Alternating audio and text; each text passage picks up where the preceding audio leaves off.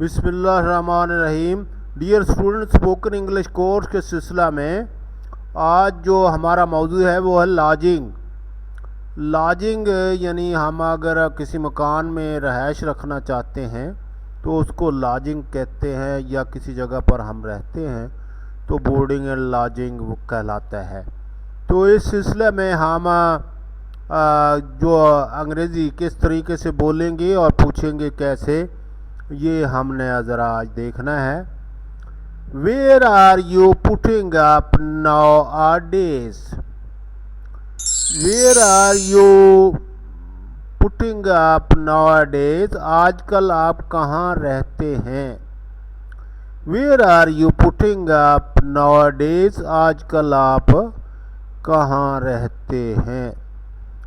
आजकल आप कहाँ रहते हैं? I have shifted to a new house. I have shifted to a new house. मैं एक नए घर में शिफ्ट हो गया हूँ। मैं एक नए घर में शिफ्ट हो गया हूँ। I have shifted to a new house. मैं एक नए घर में शिफ्ट हो गया हूँ। We have vacated this house. We have vacated this house. अगर नहीं खाली करते तो ये बंदे ने करवा लेना था। हमने ये मकान खाली कर दिया है। We have vacated this house. हमने ये मकान खाली कर दिया है। This house is to let. This house is to let. ये मकान किराए के लिए खाली है। ये मकान This house is to let. ये मकान किराए के लिए खाली है। अगर किसी जगह पर आप बोर्ड पढ़ रहे हैं this house is to let, इसका मतलब है कि ये मकान किराए के लिए खाली है। He has rented a new house. He has rented a new house. उसने नया मकान किराए पर लिया है।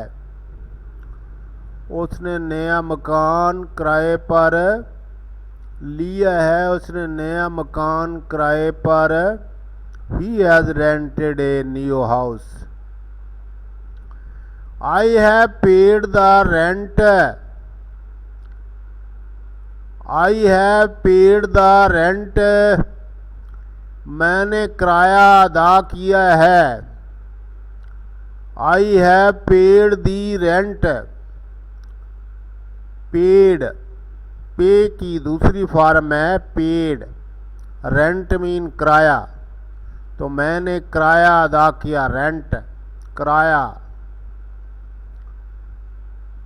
ये मकान this house is spacious and well ventilated.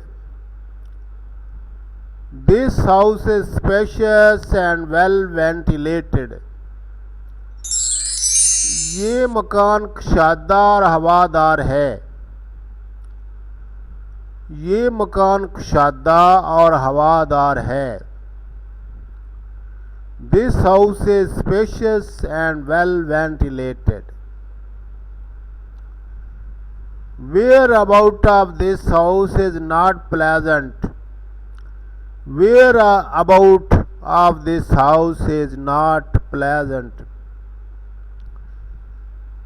इस घर के आसपास कहीं भी खुशगवारी नहीं है। खुशगवार नहीं है ये घर। खुशगवार, इसके इर्द गिर्द खुशगवार माहौल नहीं है।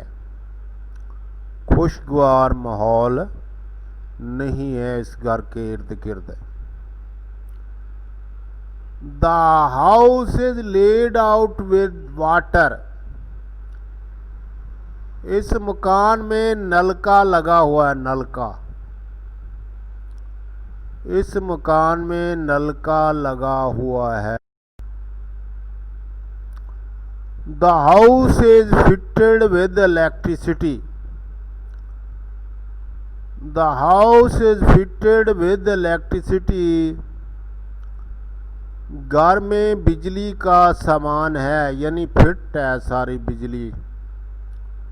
इलेक्ट्रिसिटी घर में फिट है, इस घर में इलेक्ट्रिसिटी फिट है। घर में बिजली का सामान है, इस घर में बिजली का सामान है। There are many rooms in this house. There are many rooms in this house. आपस में मशवरा हो रहा है कि इस घर में बहुत सारे कमरे हैं। इस घर में बहुत से कमरे हैं। There are many rooms in this house. इस घर में बहुत से कमरे हैं। Rooms कमरे। The house is well suit you. The house is well suit you. ये घर आपके मुताबिक होगा। ये बंदा कह रहा है मेरे मुताबिक तो नहीं, ये घर आपके मुताबिक होगा। This house will suit you. This house will suit you. The house is occupied.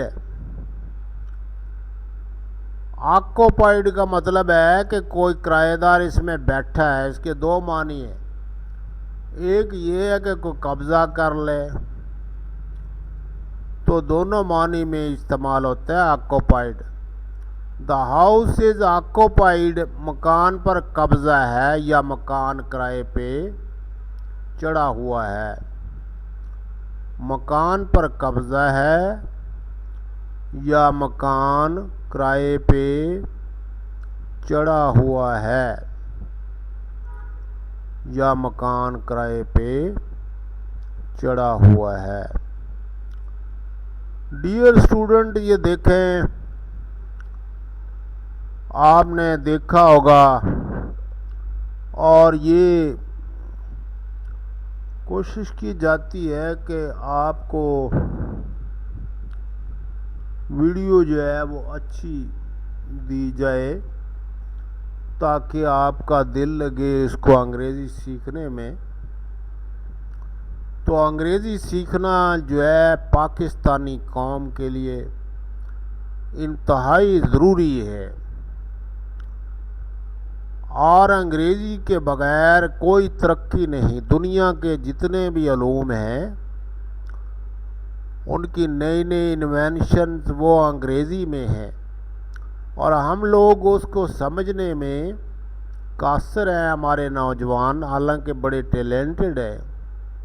अगर अंग्रेज़ी सीख लें तो इंटरनेट का आगे दौर आ रहा है, और इंटरनेट की मदद से दुनिया का कोई काम भी आप आसानी से कर सकते हैं।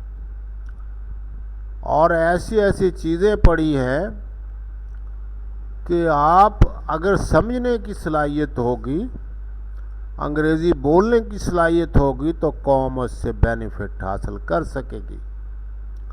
वरना आने वाला वक्त जो है मुश्किल है। सारी चीज़ें ऑनलाइन हो रही हैं, दुनिया की तिजारत ऑनलाइन, ख़रीदो फरोख्त ऑनलाइन, खाने पीने की चीज़ें ऑनलाइन हो गई हैं दूसरे ममालिक में और पाकिस्तान में। इसीलिए इन चीज़ों की कमी है कि हमारे बच्चों को अंग्रेज़ी नहीं आती। हमारी तो कोशिश रही है, तबलीग ही है, और हमेशा करते रहे हैं। कुछ बच्चों को इस बात की समझ भी आ जाती है, तो वो राह रास्त पर आ भी जाते हैं, सीख लेते हैं। अपना टाइम ज़ाया करने की बजाय तमाम लोग बेहतरीन तरीके से, जब आसानियाँ पैदा हो रही हैं इंटरनेट के ज़रिए, तो आप अंग्रेज़ी सीखेंगे तो जो मर्ज़ी मकाम आप हासिल कर सकते हैं, कोई ऐसा मसला नहीं है। तो हमारे यहाँ दो ही तरह के लोग हैं, अंग्रेज़ी नोइंग और अंग्रेज़ी नॉट नोइंग।